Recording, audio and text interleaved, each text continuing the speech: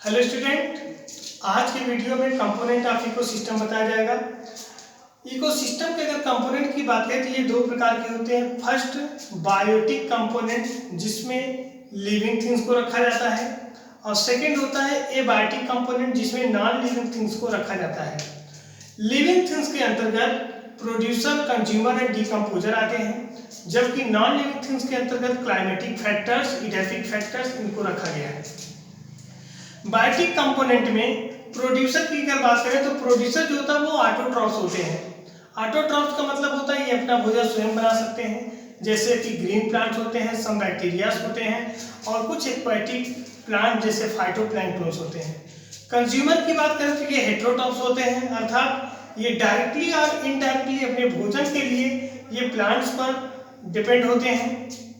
और डिकम्पोजर जो होते हैं उसके अंतर्गत माइक्रोब्स को रखा गया है जो dead bodies of the producer and consumer को डिकम्पोज करते हैं।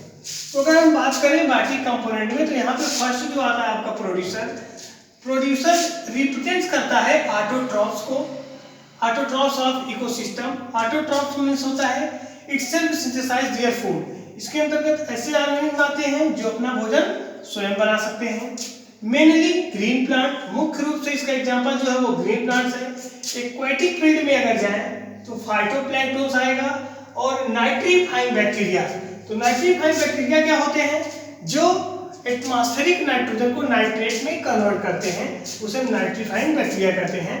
तो ये एग्जांपल्स होते हैं प्रोड्यूसर के। Producer are also known as transducer और कन्वर्टर। प्रोड्यूसर को ट्रांसड्यूसर या कन्वर्टर भी कहा जाता है। ये बहुत स्पेशल टर्म है प्रोड्यूसर के लिए, because they absorb solar energy and convert into chemical energy.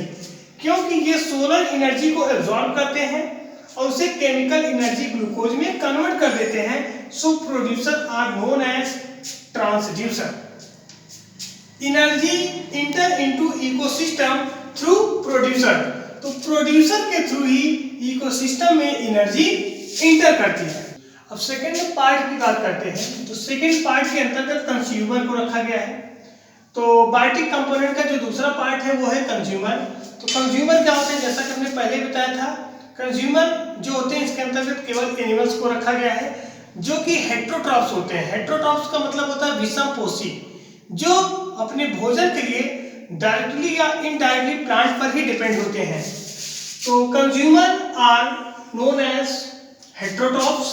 Directly means अगर ये डायरेक्टली किस पे डिपेंड होंगे प्लांट पर तो इन्हें हर्बीवोरस कहा जाएगा।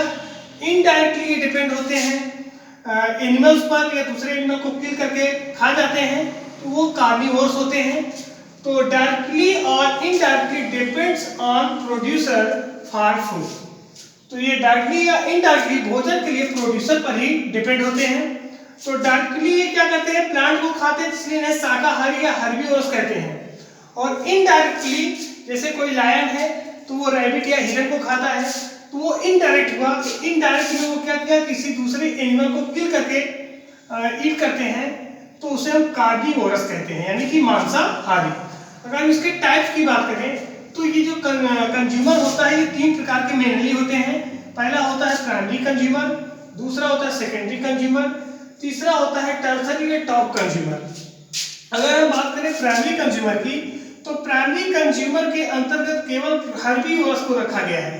हर्बीवोरस का मतलब होता है ये डायरेक्टली डिपेंड होते हैं प्लांट्स पर, जो केवल लीव्स या स्टीम पर डिपेंड होते हैं भोजन के लिए, तो इसलिए इन्हें शाकाहारी या हर्बीवोरस कहते हैं। जैसे रैबिट खरगोश हो गया, डियर हिरन हो गया, काऊ, इंसेक्ट एंड ग्रास हॉपर जो प्लांट्स पर डिपेंड होते हैं। सेकंड अगर हम बात करें तो वो सेकेंडरी कंज्यूमर है। सेकेंडरी कंज्यूमर को हम प्राइमरी कार्निवोरस भी कहते हैं। सेकेंडरी कंज्यूमर जो होता है वो कार्निवोरस होता है और ये दूसरे एनिमल को किल करके खाता है, इसलिए इसको हम लोग प्राइमरी कार्निवोरस कहते हैं, जैसे dog, cat, snake and frog, तो इसके अंतर्गत आते हैं। थर्ड जो होता है इसको हम टर्सरी कंज्यूमर या टॉप कंज्यूमर कहते हैं। ये दूसरे जानवरों को या दूसरे एनिमल को किल करके तो खा सकते हैं, बट इनको कोई किल करके नहीं खा सकता है, इसलिए इन्हें टॉप कंज्यूमर कहा जाता है। और ये सेकेंडरी कार्निवोरस है। सेकेंडरी कार्निवोरस मतलब ये सेकेंडरी या द्वितीयक मांसाहारी होते हैं, जैसे लायन, मैन, पीकॉक। सब मैन एंड पीकॉक, मैन और पीकॉक जो होते हैं ये ओमनीवोरस होते हैं, ये सर्वाहारी होते हैं। ये हर्बीवोरस यानी शाक पर भी डिपेंड होते हैं और मीट या फ्लैश पर भी डिपेंड होते हैं, इसलिए man and peacock are omnivorous. अब थर्ड पार्ट जो होता है इसका डीकम्पोजर। डीकम्पोजर की बात करें तो ये जो होता है सेप्रोट्रॉप्स।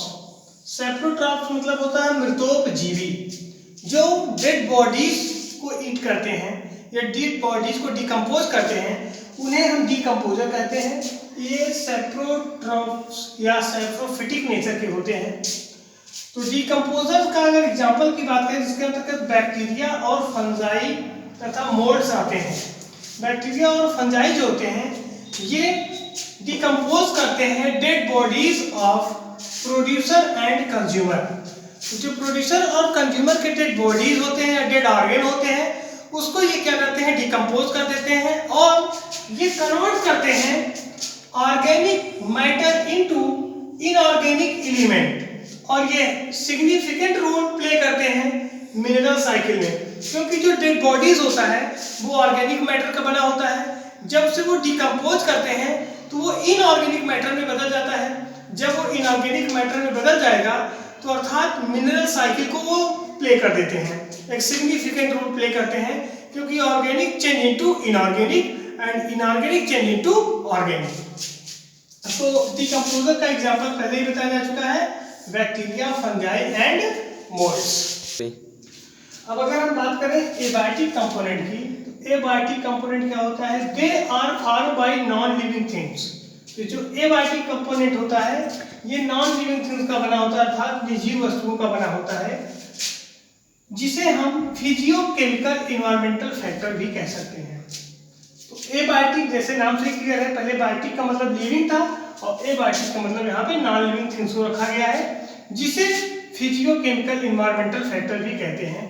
और ये इन्वॉल्व करते हैं, ये किसे किसे शामिल कर सकते हैं, जैसे इडेपिक फैक्टर में सॉइल या डिफरेंट टाइप्स ऑफ सॉइल, और क्लाइमेटिक फैक्टर के अंतर्गत light, temperature, humidity, rainfall, water, atmospheric gases and some other organic compounds like carbohydrate, protein, fat, vitamins, इन सबको भी शामिल किया गया है, और कुछ inorganic substance like sulphur, phosphorus etcetera.